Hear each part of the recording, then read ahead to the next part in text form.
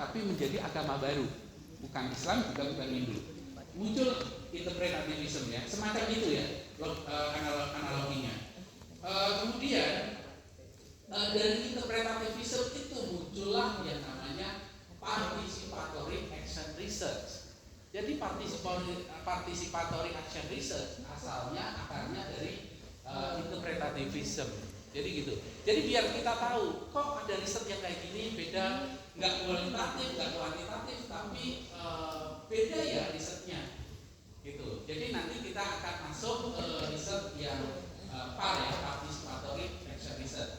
Jadi paradigma ini didasari asumsi bahwa realitas sosial berlaku secara khas, beda-beda realitasnya, dan subjektif juga, kontekstual sesuai ruang dan waktu. Jadi mungkin di Bengkulu kayak gini, di Lampung beda lagi konteksnya.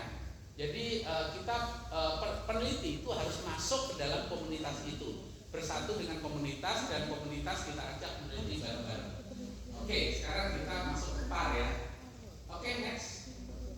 Jadi ini turunan dari slide yang tadi, asalnya kualitatif versus kuantitatif. Kemudian tadi sudah dijelaskan sebelumnya.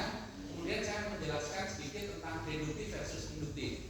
Jadi penelitian itu ada dua juga cara nulisnya ya. Yang pertama deduktif, yang kedua adalah induktif. Itu dua hal yang berbeda. Deduktif itu dari umum ke khusus. Umum dulu dari teori ditarik ke khusus untuk menjelaskan fenomena. Jadi ada teorinya dan teori itu digunakan untuk menjelaskan fenomena. Jadi penelitian deduktif ini dipakai biasanya kita narik dulu teori dari jurnal-jurnal, kita baca jurnal, ada teori kayak gini, kemudian teori itu dipakai menjelaskan fenomena. Berbeda dengan induktif. Induktif itu dari khusus ke umum. Khusus dulu dari fenomena dulu, fenomenanya ada apa, kemudian dicari teori untuk menjelaskan fenomena tersebut. Saya rasa kalau skripsi di sini rata-rata pendekatannya induktif ya, dengan pendekatan induktif karena biasanya diminta fenomenanya apa, kemudian kita teliti fenomenanya dulu, baru kita teliti, kemudian ditarik teorinya. Kalau PAR itu menggunakan pendekatan induktif, mostly induktif. Jadi kita tahu masalahnya apa di tempat tersebut, baru kita kemudian meneliti. Jadi kita menggunakan pendekatannya induktif. Jadi kita udah dua ya. Jadi kalau kita metode PAR, kita selain dengan qualitative research, mostly qualitative research, kemudian pendekatan yang digunakan adalah induktif. Kemudian selanjutnya adalah deskriptif. Deskriptif itu cuma menjelaskan aja. Penelitian yang berdasarkan menjelaskan fenomena yang ada. Kemudian kita lagi-lagi masuk ke PAR ya. Jadi PAR itu asalnya kayak gitu. Kita sebelum masuk ke PAR-nya, kita masuk menjelaskan dulu asal usul dari PAR. Next. Jadi kalau kita ngomong PAR itu dilaksanakan melibatkan masyarakat yang kita teliti. Makanya namanya participatory action research. Jadi biasanya peneliti itu bebas. Bebas itu artinya dia tidak terlibat dengan yang diteliti. Tapi di PAR ini masyarakat kita libatkan untuk berdiskusi bareng dengan peneliti. Kira-kira masalah ini solusinya apa? Itu PAR yang pertama. Dan selanjutnya PAR itu memiliki 3 pilar ya. Yang pertama ada metode riset. Metode risetnya tadi sudah dijelaskan di atas, lebih banyak menggunakan paradigmanya interpretatifism, kemudian atau fenomenologis, kemudian kualitatif mostly, dan induktif ya. Induktif itu dari khusus ke umum.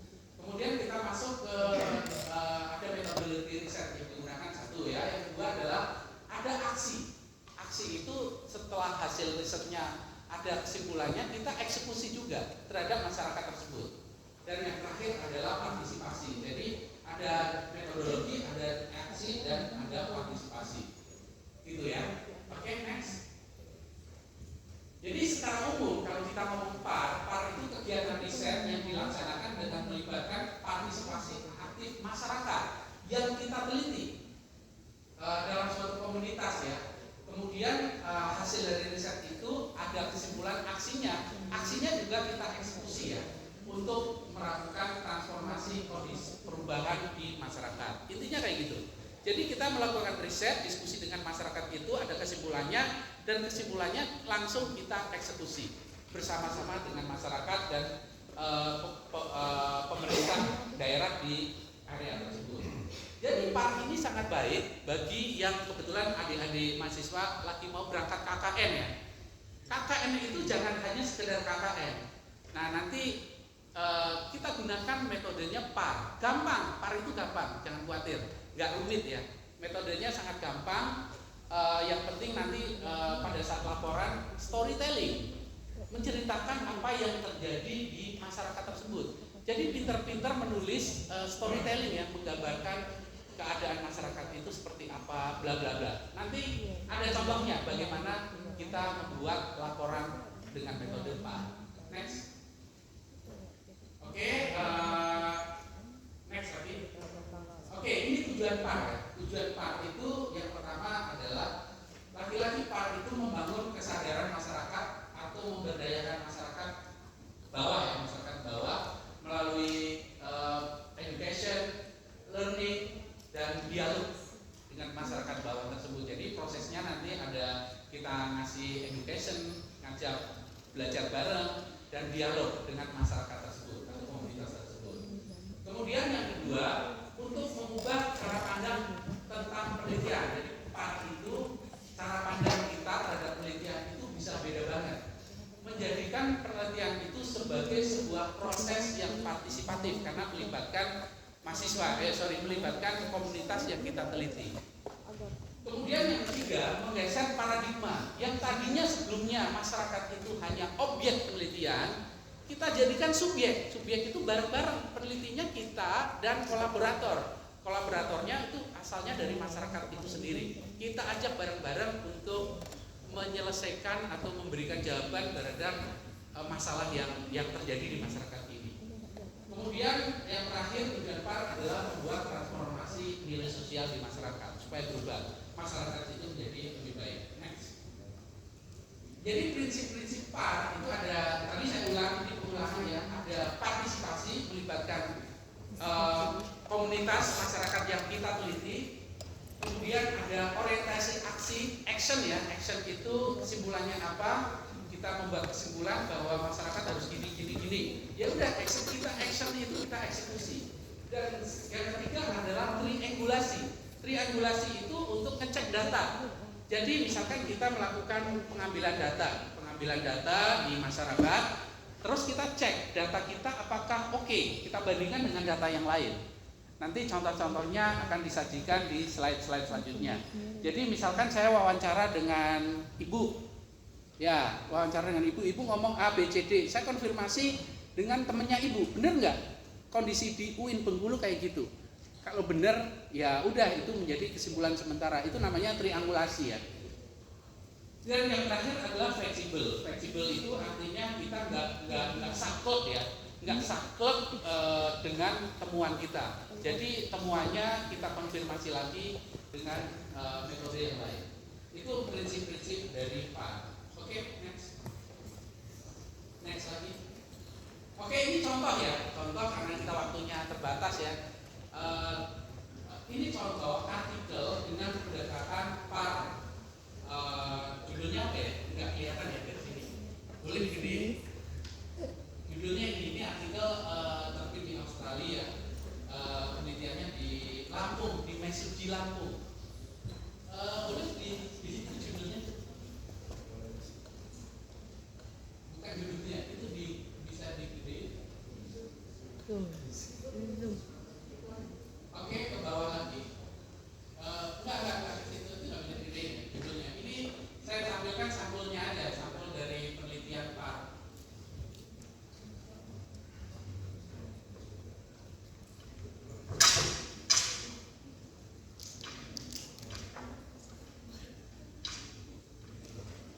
Karena waktu kita udah banyak, makanya saya mencoba langsung pakai.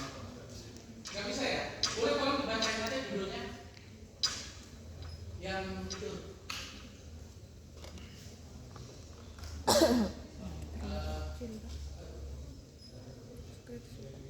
Nanti artikelnya bisa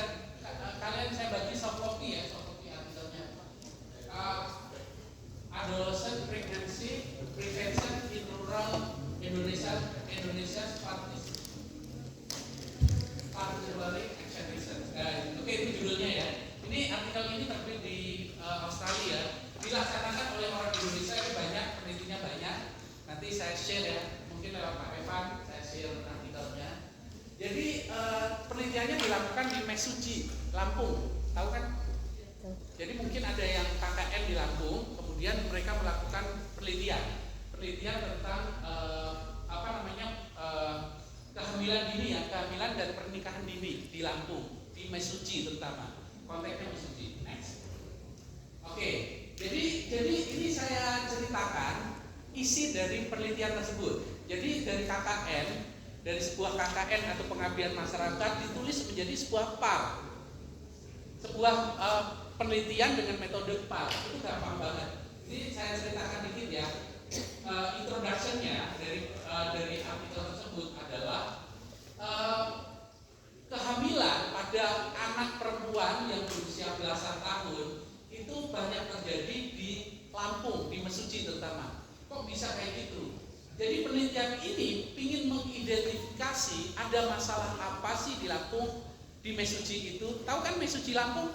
Tahu ya? Di Mesuji Lampung apa yang menyebabkan kok banyak orang hamil di usia belasan tahun dan orang menikah di usia belasan tahun. Jadi pernikahan dimulai di belasan tahun. Jadi mungkin adik-adik mahasiswa sekarang usianya berapa? 20 ya? 20. Kalau di Mesuji itu udah menjadi spinster, perawan tua. Di Mesuji itu yang jadi ini. Kalau 20 tahun belum nikah, jadi perawan tua. Makanya rata-rata menikahnya di usia belasan tahun. Nah, ini di sini. Ini jadi nanti adik-adik pas ketemu di lapangan, di lokasi KKN, cari masalahnya apa sih? Jadi pertama kita mencari apa sih yang terjadi di tempat tersebut. Jadi kita datang bukan sebagai guru, menggurui mereka, enggak. Kita diskusi dengan mereka, permasalahan di tempat itu apa. Masalah kan macam-macam, apalagi tadi ada KKN berbasis masjid. Di sekitar masjid ada masalah apa sih? Ada masalah orang tua, pada orang tua di daerah Enggano misalkan galak-galak sama anaknya, umumnya galak misalnya kayak gitu. Ya ditulis itu masalahnya. Jadi ini kalau di Mesuji Lampung itu masalahnya adalah rata-rata orang di situ itu menikah di usia belasan tahun. Itu kayak gitu ya di artikel ini. Kemudian metode yang digunakan, metodenya adalah PAR. Ya udah untuk penelitian di situ dengan metode PAR. Jadi masalahnya tadi kan, masalahnya adalah anak orang menikah di usia belasan tahun. Kemudian next metodenya adalah PAR. Result. Nah hasilnya ini saya ringkasan aja ya. Resultnya ada 5 faktor yang diidentifikasi dari masalah ini. Masalah anak-anaknya kenapa menikah di umur belasan tahun. Jadi faktor pertama adalah masalah mereka tidak mengetahui masalah ilmu kesehatan reproduksi. Nggak ngerti masalah itu. Masalah kedua adalah education-nya rendah. Masalah ketiga adalah kenakalan remaja. Masalah keempat adalah dan terakhir adalah kemiskinan. Dan yang terakhir adalah kultur. Jadi ada 5 masalah. Ini hasil dari penelitian itu. Terus selanjutnya ada diskusinya adalah temuan ini berarti menambah itu memberikan kontribusi. Karena penelitian sebelumnya kalau ada masalah wanita belasan tahun hamil itu masalahnya hanya masalah poverty atau kemiskinan ya, masalahnya kemiskinan. Tetapi di sini ada masalah yang lain, masalah kultur juga. Kultur di Mesuji ternyata mengizinkan atau memungkinkan orang belasan tahun menikah. Nanti akan kita lihat. Namanya beluga ya, kalau di Mesuji namanya beluga. Jadi kalau saya mau menikah, saya lulus SMP mau menikah sama pacar saya, orang tua nggak mengizinkan, saya tinggal lari ke Pak Lurah. Kawin lari, beluga ya istilahnya, di Mesuji beluga. Di tempat lain bisa beda-beda. Gitu. Tapi itu sudah menjadi adat di sana. Jadi ya udah orang umur segitu bisa menikah. Nah konklusinya kita menawarkan edukasi kepada mereka bla bla bla. Itu ringkasan dari metode PAR yang dilakukan di Mesuji. Next. Oke, ini kulit kecil ya. Bisa digedein nggak? Oke, nggak bisa. Ini adalah partisipan ya. Partisipan pada saat saya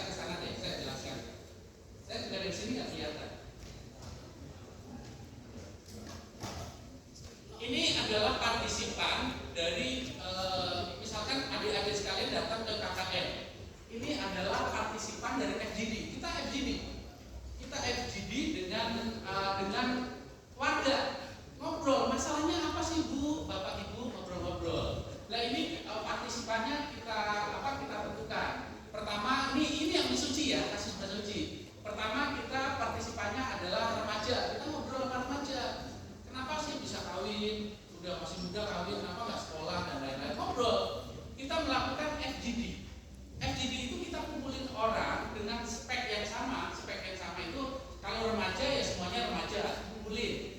Bisa 10 orang kumpulin, ngobrol.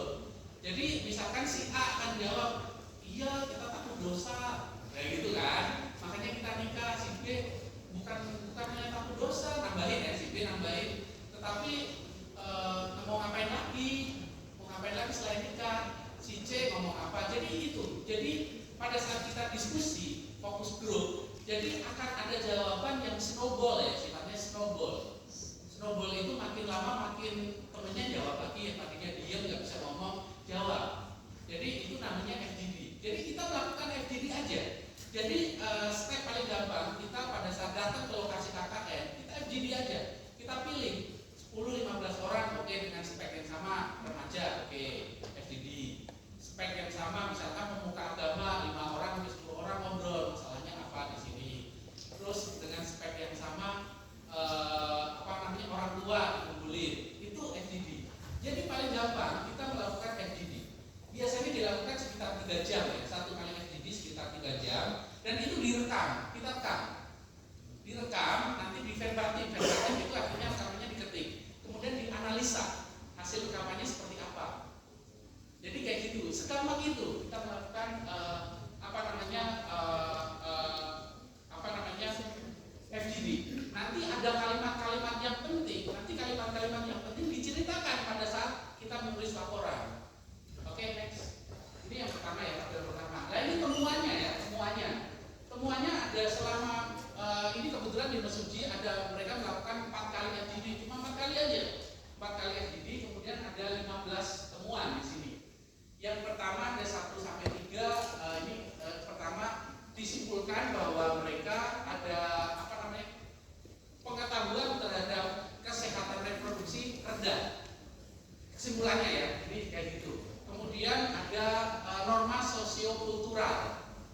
Kemudian ada pendidikannya rendah, kemudian ada kemiskinan, dan terakhir adalah karena kenakalan remaja. Jadi intinya kan kenapa sih menikah muda-muda? Ya itu ada 5 kesimpulan.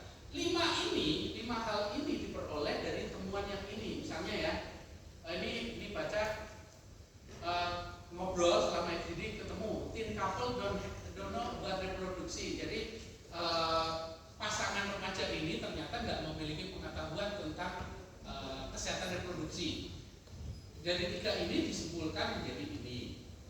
Nomor 1 dan 3, nomor 4 dan 10 disimpulkan ini masalah sosiokultural. Jadi kita kelompok-kelompokkan hasil temuan itu. Jadi ketemu 5 masalah ini.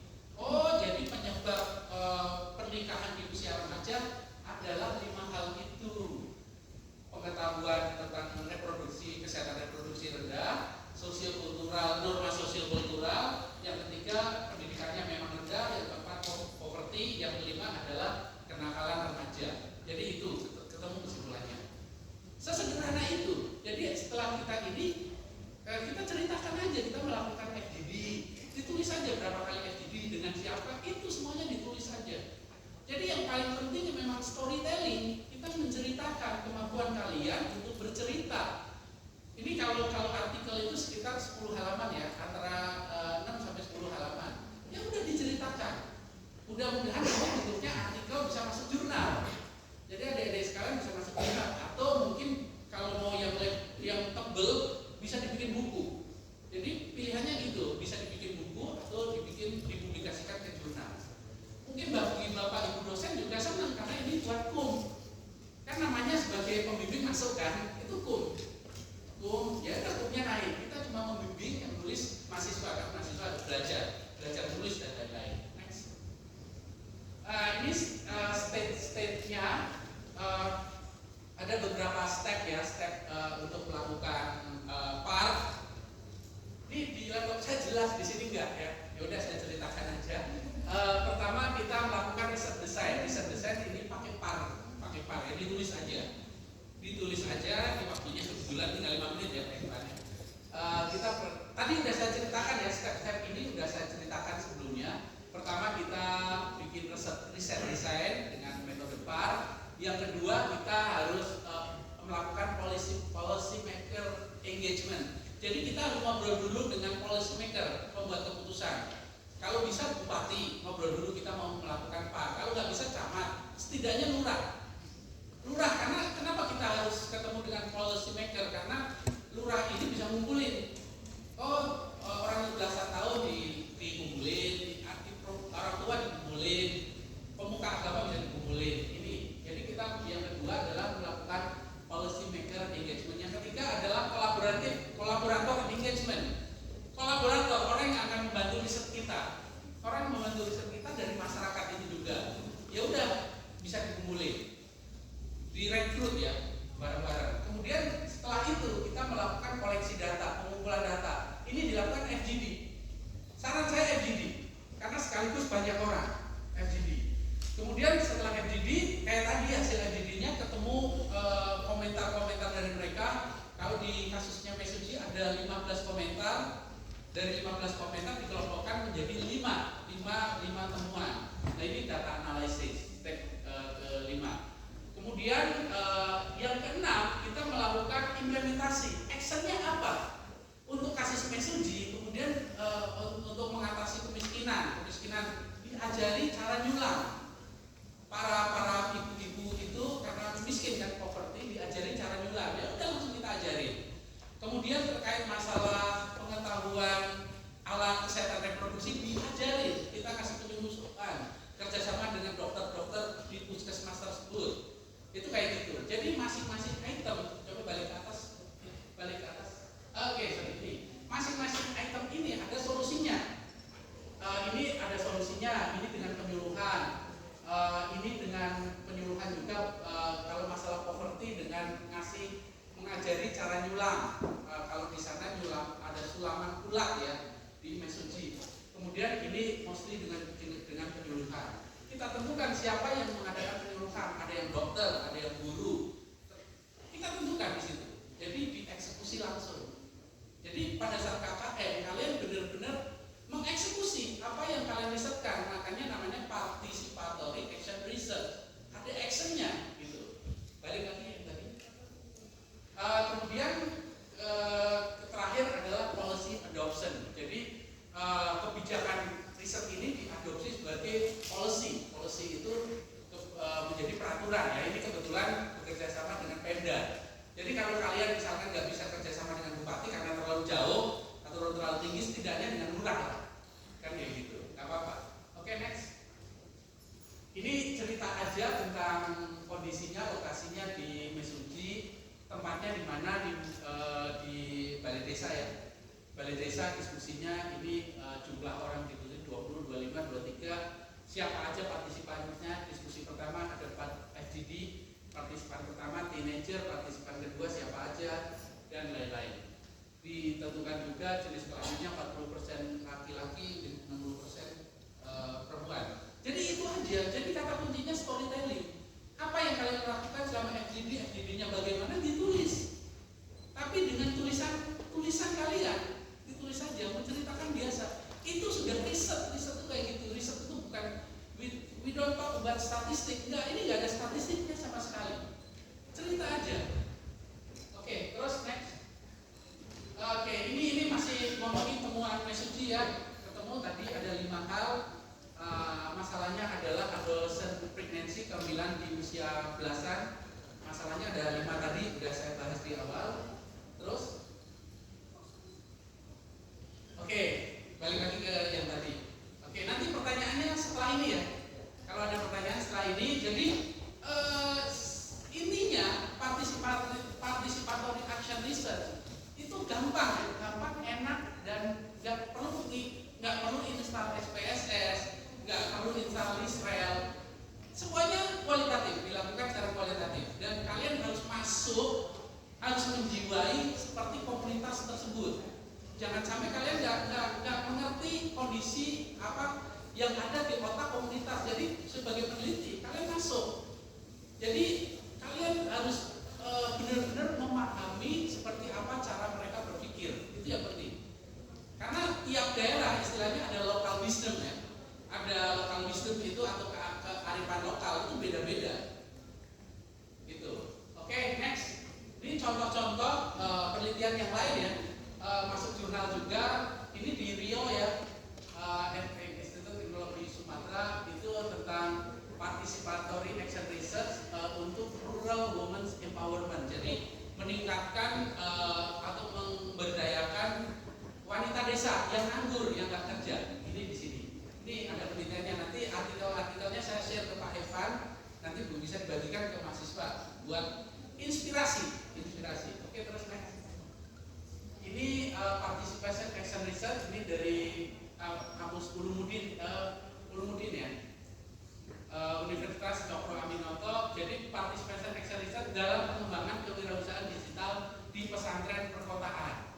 Jadi di perkotaan atau kalian di masjid, jadi kembangin aja kewirausahaan digital di sekitar masjid misalnya. Ini bisa jadi contohnya. Next. Ini juga lagi ini di Australia tentang meningkatkan edukasi kesehatan untuk masyarakat aborigin. Oke, next. Oke, itu demikian dari saya.